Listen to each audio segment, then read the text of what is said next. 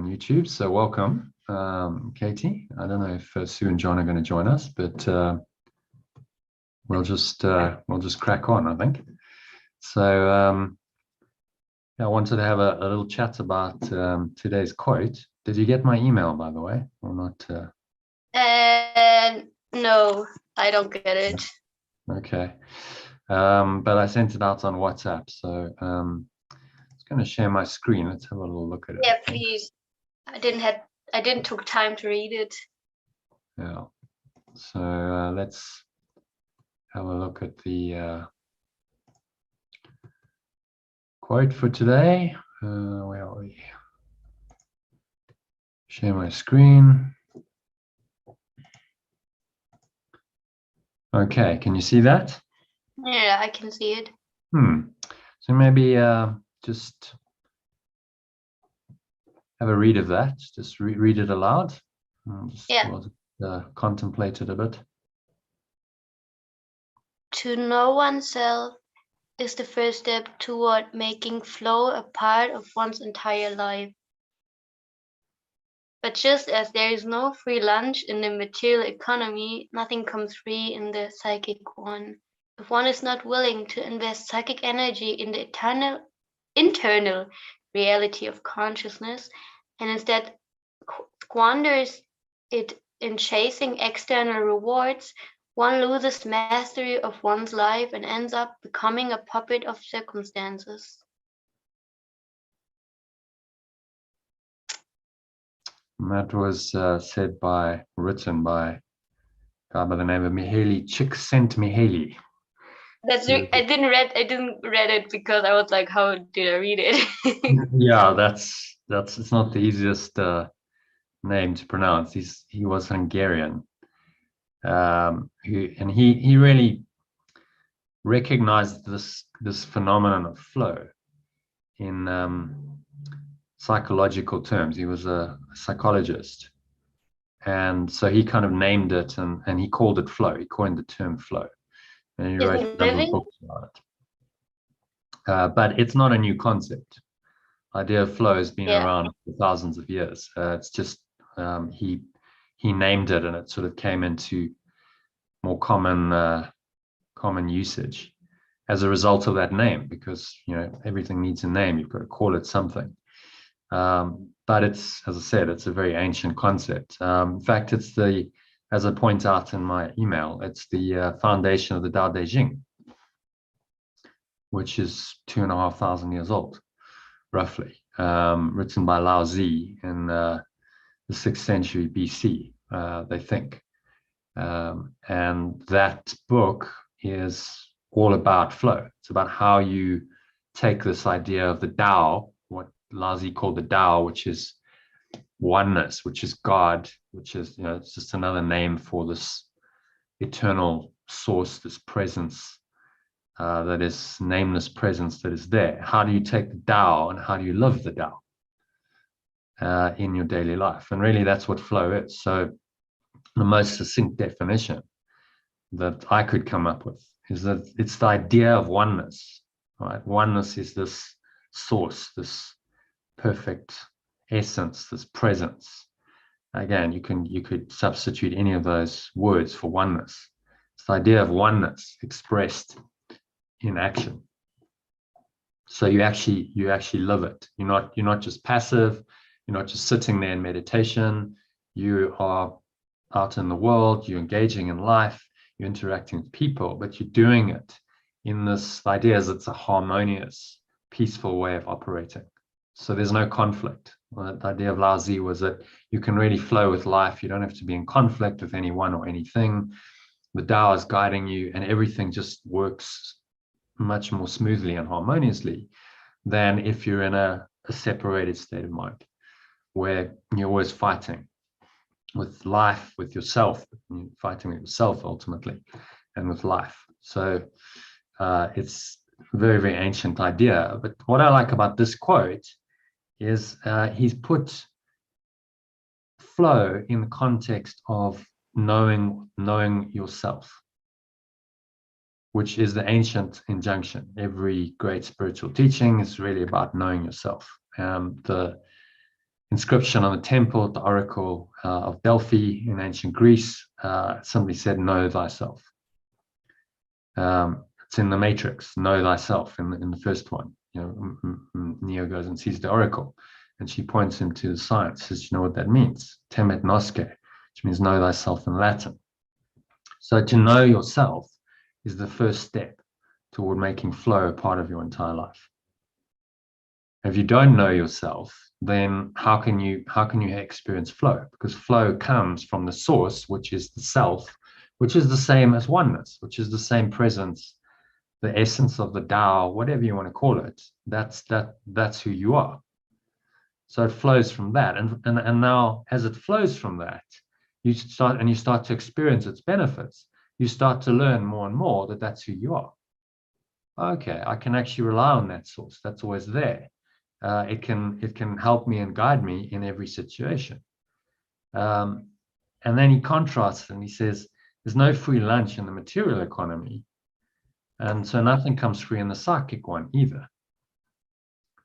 Because if you're not willing to invest psychic energy in the internal reality of consciousness, in other words, go within, look within your mind, do the inner work. There's many ways of saying it. Become self-aware, observe your thoughts and emotions, be able to let go, practice self-discipline in your thoughts. I think this is what he means by the internal reality of consciousness, investing psychic energy in the internal reality of consciousness. And instead you squander it in chasing external rewards. So again, he's saying the same thing as all the masters have said. If you go and you attach your consciousness, your mind to the external world, and you're chasing some kind of external reward there, whatever that may be, whatever you think is going to make you happier in the world. That could be a person, a special relationship. It could be an event, a place, a circumstance. It could be money. It could be material possessions. We have all these, attachments, which is really how the world of the ego is set up, to tempt us. And if you do that, then you lose mastery of your life, and you end up becoming a puppet, or you could say a victim of circumstances. Because if you're a puppet, you are not in control. You are actually being controlled. And so you're allowing the external world then to control you. You become the victim of circumstances. People might go, but that's okay. I like things in the external world. They give me things I want. The problem is, the flip side of that is what happens when they don't give you things that you want? What happens when your expectations aren't met? What happens when things go wrong? And the more attached you are, so this is the way the ego works, the more attached you are to your own expectations, the more likely it is that those are going to be violated, and then you'll experience a grievance. You'll experience what the Buddha called aversion. So he identified these two movements of the mind, and he said, on the one hand, it's craving, desire for something, and on the other, it's aversion. And he's saying neither is going to work. Craving and aversion are not going to make you happy. In fact, the second noble truth of Buddhism is that desire or craving is the source of all suffering. And the third noble truth is, well, the cessation of desire is then freedom from suffering. So let go of the desire. Mihaly Csikszentmihalyi is pretty much saying the same thing. And you start to see this thread of truth running through all these teachings, saying the external world is not going to give you what you want. If you're going to ever find this flow in your life, and flow is really ease, it's grace, it's happiness in action. You can actually operate in the world. You must look within, and you must start to find your authentic self, which is free of those desires and those fears, cravings and aversions. It simply is. And so from the isness of yourself comes the flowing nature, which is what Laozi was trying to say. So flow is a great tool for accessing your true self. You can start to learn who you are through practicing this flow. And of course, it also is, the advantage is very productive. It's a really efficient and effective way of operating in the world. Rather than stressing, straining, and striving, you flow with life. You take guidance, we call it from the spirit or the Tao. This idea of oneness is guiding you, and you're acting, your thoughts, your words, your actions, and everything is just smoother and more harmonious. You experience less negative emotion. If a negativity comes in, you can let it go. You can restore your mind and you can enter flow again. So if you notice yourself going out of flow, then the key is to get yourself back into flow. Do a practice. That's why I send you the breath breaks and the meditations. Do a little practice. Get yourself back into that state of mind, because if you're in flow, whatever you're doing is going to be more effective, more productive, and most importantly, more enjoyable for you. And so you start to enjoy moment by moment your life. That's really what the flow is about. So pretty simple, but very profound. To actually do that is really the art of it. But it starts with quotes like this to make you think about, okay, well, how am I living my life? So any questions on it? Any thoughts on the idea of flow, how you apply it? Yeah, I had many thoughts on that. What what's the point? I'm trying to stick to the quote. To know oneself is the first step toward making flow a part of one's entire life. And I remember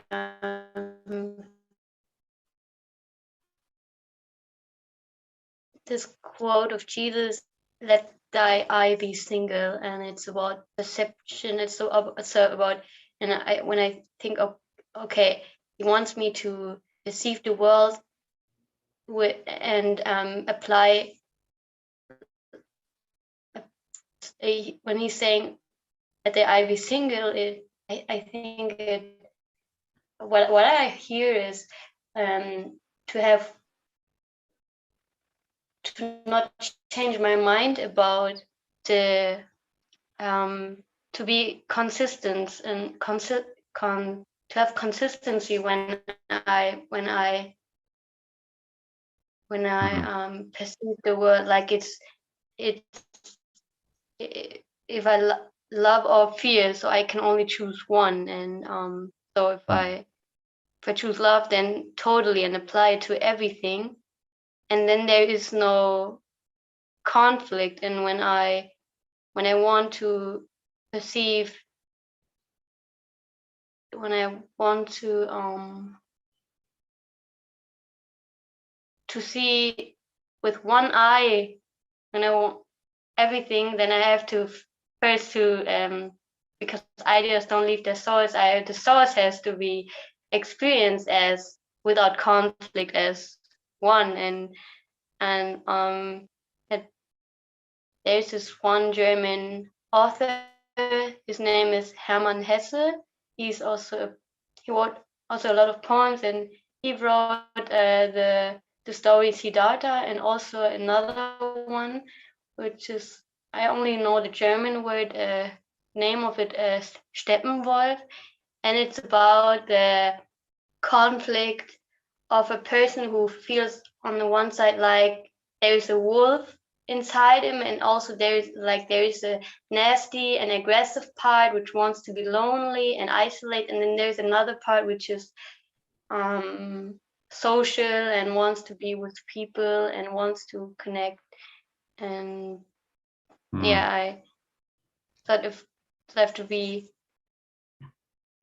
sure what I am to allow the flow to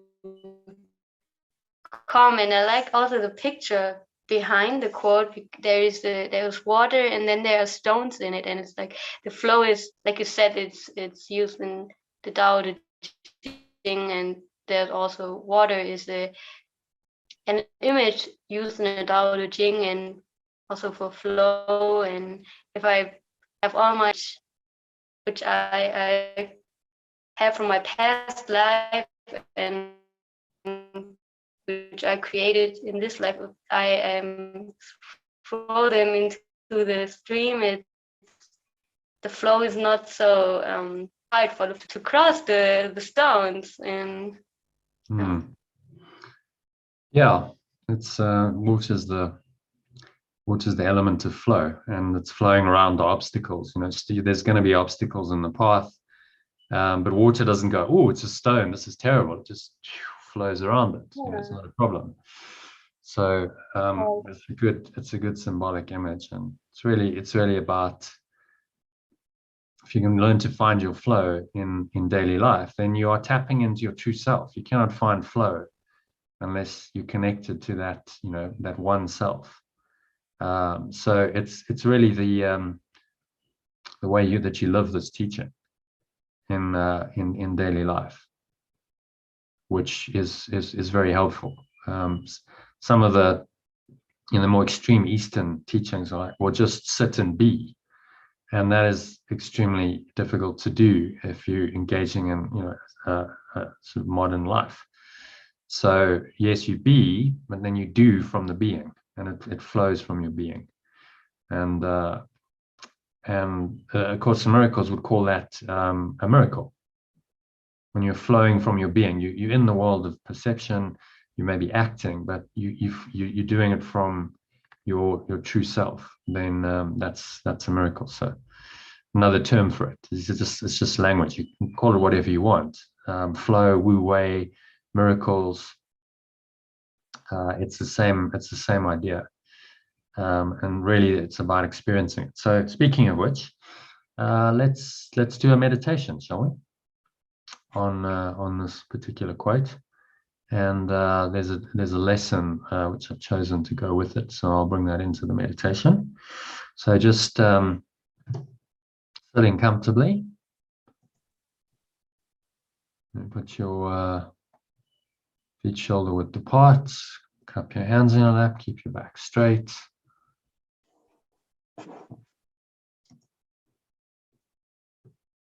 Close your eyes. And start off as usual by taking a nice deep breath in through the nose. Breathing in, noticing how the stomach rises, chest rises. A subtle flow of air in through the nostrils. Clenching the sphincter muscle to lock the energy in. And the energy rising up the spine into your heart center, the crown of your head, pausing at the top of the inhale.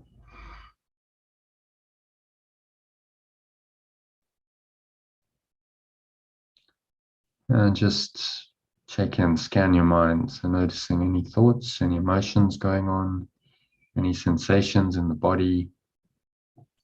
Just observing all of this.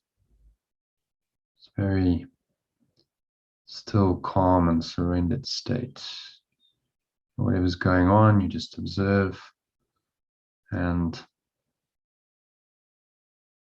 if it's not helpful, if you're finding that there's a constriction, a contraction, a limitation, doesn't feel very pleasant physically, could be just a knotting in your stomach, clenching of your jaw. Observe your breathing as well. Whatever's uncomfortable, you're just going to let it go. So the key to flow is to learn to let go of any blocks to the flow. It seems completely obvious, but yet so many people live in the blocks and not in the flow. So to help you to let it go, just exhale out through your mouth, letting it all go.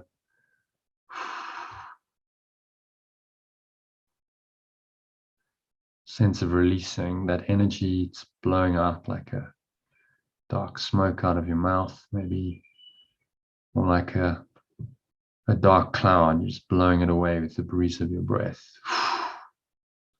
Pull the lower stomach into the spine. Expel the last remaining air out. And just rest here in peace and stillness for a few moments. So the flow comes from the stillness. It's when you connect with inner stillness. And you can stay there while you're in action. So dynamic action with stillness at the center. It's the essence of flow. So breathing in again. The nose, notice how the stomach rises, the chest rises, subtle flow of air in through the nostrils. Pause at the top of the inhale, smile, and notice your mind, your emotions, your physical sensations. And maybe you can observe just a bit more lightness, a bit more openness. This is the source of flow. This is where flow comes from. And flow experienced in action. But you must connect with this source first. You must know thyself, in another word, in order to be able to consistently access flow, as the quote says. To know oneself is the first step toward making flow a part of one's entire life.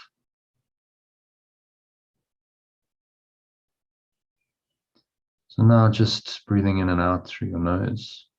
Observe the subtle sensations of the breath flowing into the nostrils and out of the nostrils. Notice the touch of the breath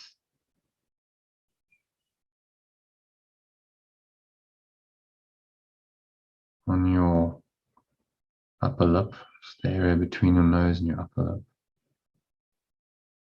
And just focus all your attention in on the present moment, using the sensations of your breath to help you. 100% attention on your breath. You don't need to think about anything else. There's nowhere else to go, nothing else to do, nothing else to think about. Just get into the rhythm, the flow of your breath. So this is one of the simplest ways of learning this art of flow. Just learn to be aware of your breath. Put all your attention on your breath. And you notice that there's naturally a flow of the breath. It flows in and then it flows out. Stomach rises on the inhale, the inflow, and falls on the outflow. And so actually we're always flowing. We're not aware of it most of the time, but your breath is always flowing, and this flow is what keeps you alive.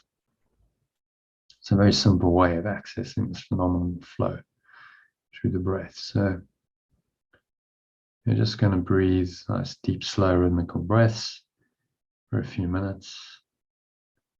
Focus all attention on the breath. And if you find any distracting thoughts, which are blocks to the awareness of flow, so that's thoughts about the past, thoughts about the future, about what you have to do, any kind of negative emotion, a little bit of fear or anxiety, grievance, resentment, anger, frustration, whatever it is, you notice any of that coming up, the practice is very simple. You simply return your attention to the breath, to the flow of the breath. And you let those thoughts go by doing that. And in this way, you are practicing flow. Practicing staying in the flow, connecting to your source and letting that flow through you. So you become guided. You are done through. You are not the doer, you are done through. Doesn't mean you take no action. It means your action is guided by an intelligence much greater than your little self, your ego. So you're just going to practice through the simple mechanism of the breath, just observing the breath, sensations of the breath, stomach rising, chest rising, subtle flow of air in through the nostrils and then out of the nostrils. Notice the touch of the breath on the area just below your nose, between your nose and your upper lip. And all you need to do is breathe and observe. Breathe, relax, observe for the next couple of minutes. And just let the flow happen. The thing with flow is you can't force it. I want flow now. It means you're not going to have the flow. Flow comes when you let go. And you allow it to come. So it's a stepping back, it's a surrender. So today's lesson that I chose to go with this. From A Course in Miracles' workbook, lesson 155. I will step back and let him lead the way. And the him refers to this source, presence of love, oneness, pure formless awareness, many words for it. The Tao, if you want to use Taoist language. I will step back and let this presence lead the way. And you practice doing that when you simply step back, observe your breath, focus all your attention on your breath, let everything else go. So do that for the next couple of minutes of deep silence. Just step back and let this presence lead the way into a flow state for the next 2 minutes of deep silence.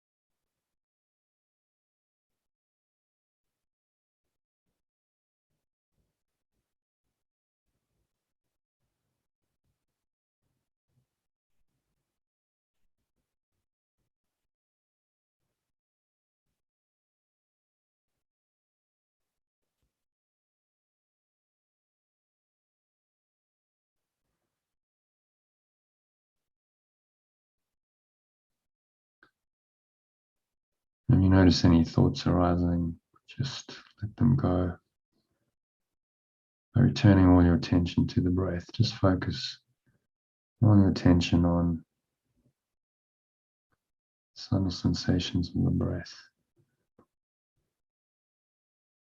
Naturally, that just lets go of thought. Nowhere else to go, nothing else to do, nothing else to think about. Just breathe, relax, and be still for another minute or two of deep silence, and let the flow just flow through you.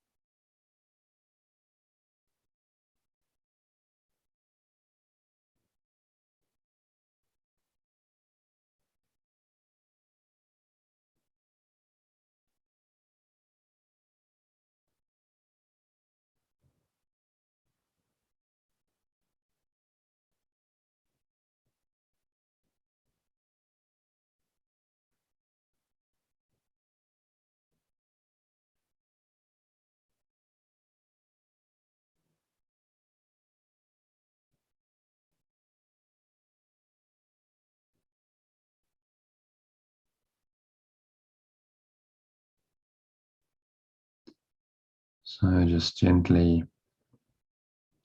bring your awareness back into the body, being aware of your breath, but become aware of other sensations in your body and all of your senses. And through that, on the count of 3, you're going to come gently back into full awareness of the world. So on the count of 3, you're going to open your eyes. 1, just breathing in, noticing the inflow of the breath, stomach rising, chest rising, and you notice a subtle wave of energy rising up the spine, maybe a little warmth, tingling sensation. Tune into the subtleties. So you're coming back into an awareness of the world, but in a very present way. This is the way to maintain flow in the world. Just Stay aware of the sensations of the breathing. Stay connected to your breath. And so you can use other sense perceptions as well, but in a very non-judgmental way. You're just aware of them without interpretation, without judgment. So notice what's going on in your thoughts. Perhaps you notice more space, more openness, more light in your mind.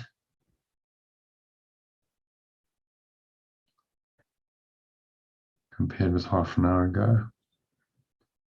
Just give thanks for that. This is the flow that you can stay in. You can stay connected to this for the rest of the day. So it is said and so it is done. Now exhale. Notice the air flowing out of your mouth this time. Subtle sensation of the air moving out of your mouth over your lips. Notice that. Notice the energy that you kind of raised up into the crown of your head, subsiding back down. Front channel of your body coming to rest in your lower stomach, your groin. On the count of 2, notice the weight of your body pressing down into the chair, your feet touching the ground. Notice what else you're feeling and touching with your hands. As you breathe in again, notice any smell in your nose as you do that. Maybe there's a subtle taste in your mouth. Notice that. Notice what you're hearing. Surrounding environment. But don't interpret anything. Don't name it, judge it, label it, interpret it in any way. Just allow these sounds to be. They come and they go. They arise and they pass away. And if you don't interpret them, then it's all very easy. It's all flowing. It's when you resist things. You resist a sound, you resist anything. It sets up a block in your own mind, and then the flow is blocked.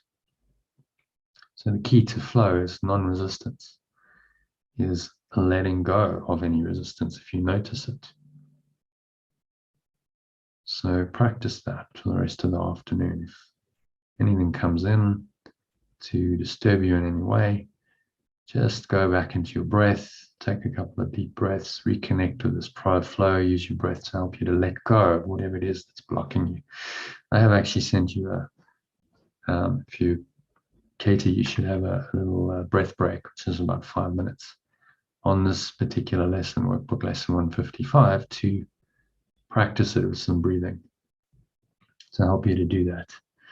And so 3, open your eyes. If they're not open already, just look around, take 30 seconds just to orient yourself back. So now, as you observe the world around you, notice that if you're not attached to it, there's no judgment, there's no interpretation, you're very mentally calm and quiet, that the same awareness, this flow state is still with you. And that is a state that you can stay in for your waking day. So I hope this little meditation has connected you with that, and that it will help you to step back and let flow lead the way. And that brings us to the end of the session. So thank you for joining me, Katie. And namaste, which means the flow in me honors that same flow in you. Yeah, namaste. Okay, so I'll see you tomorrow. Okay. Have a nice afternoon. Bye Yes. for now. Have a nice afternoon.